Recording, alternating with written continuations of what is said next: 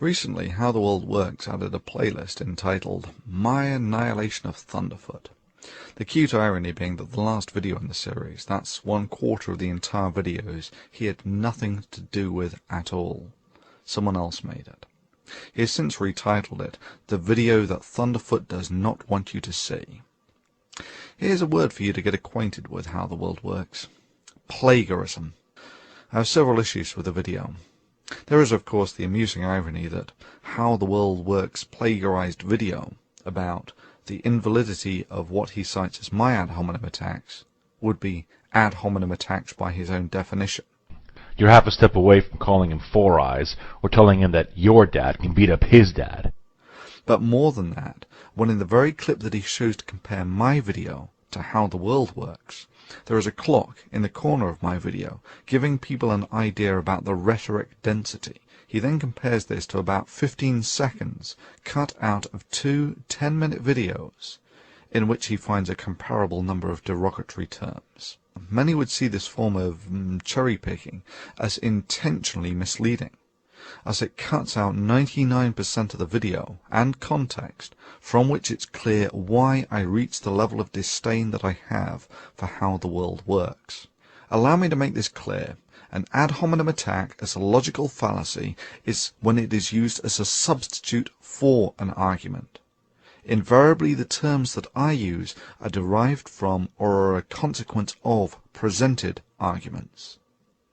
And yes, I make no secret of my disdain for someone who engages in actions as antisocial as selling disinformation and conspiracy theories, especially ones which may end up affecting the future of mankind, for cash. The second that North Korea got a missile and was threatening to launch it, we should have bombed the missile site. Period. I think branding this jerk as Captain Stares-a-Lot is both fitting and humorous under the circumstances. Similarly, Mr. Buster correctly quotes me as saying that I do not attempt to monetize the Thunderfoot channel, as this could be used as an unfair criticism from suggesting a conflict of interest or some such. And yeah, that does put a fiscal value on the level to which I honor the integrity of this channel. He then suggests that I am a hypocrite due to my criticism of How the World Works. But of course, it is an entirely fair criticism of How the World Works. He is a money-grubbing subscriber whore, and the fact that I do not attempt to monetize my channel to maintain its integrity does nothing to nullify this. But let's be fair about this, and watch another 30-second video that How the World Works has since deleted, so that we can more fully make up our mind. Hi everyone, today is the new year, and I just want to thank everybody who subscribed to my new channel, How the World Works. Everyone knows that I was hoping to get around 200 subscribers by today. I got around 330. So everyone who subscribed, thanks a lot. And if you haven't subscribed, go over to How the World Works and subscribe right now. I'm going to be offering some promotional prizes for subscribers, and I'm going to be creating some new videos, so you're going to want to check them out. Go over there, subscribe to How the World Works. Hope you have a good new year. And yeah, his intentions and his motives are relevant. Intentionally making money through disinformation is significantly worse than merely making money through disinformation. You clearly disagree with some of the arguments that were made. Let's take, for instance, slavery.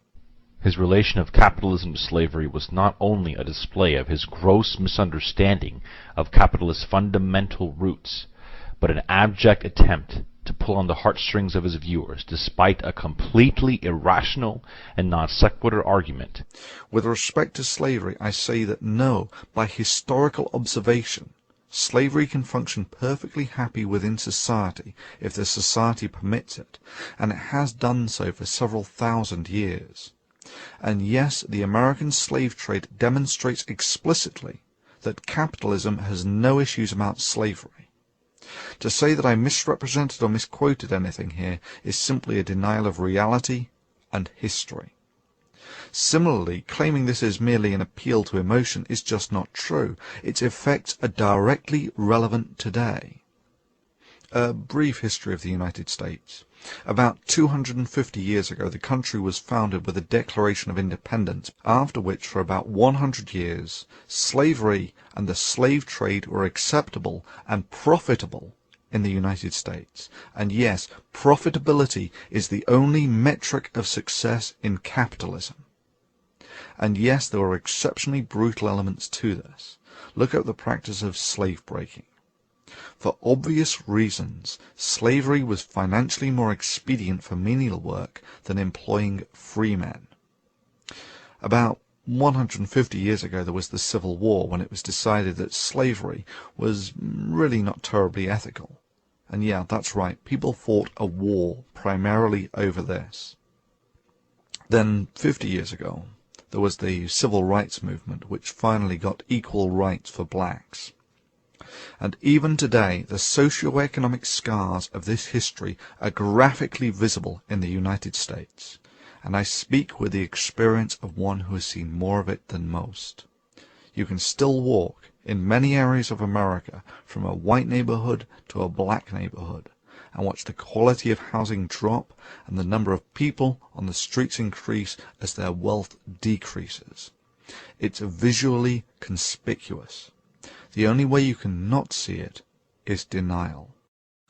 Well, does anyone have any comments on the effectiveness of the healing of these socio-economic scars in a primarily capitalistic society over the past quarter of a millennium? It's a genuine question with a genuine follow-up. Is the status quo acceptable? And if not, do you have any proposals for the enhanced healing of these scars? Sure, you can say, well, they have equal rights now, but metaphorically, it's closer to breaking both of someone's legs and then saying, what are you complaining about? You are now allowed to compete on level terms with everyone else in the races. My sentiment is similar to that expressed by Colin Powell about the Iraq War.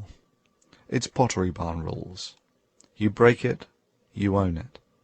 That is to say, you are responsible for it.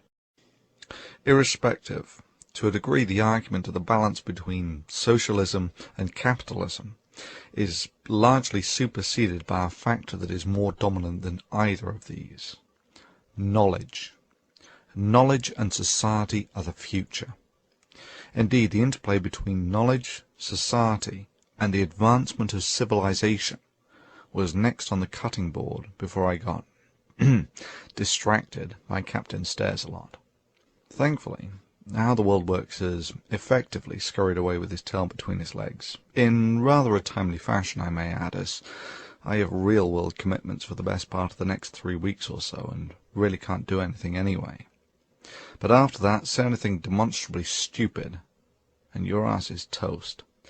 But let's summarize the similarities between the poster boy for conspiracy stupidity, that's PCS2, and his global warming conspiracy, and creationists. Both show contempt for the most qualified people in the world when they field educated opinions on their subject.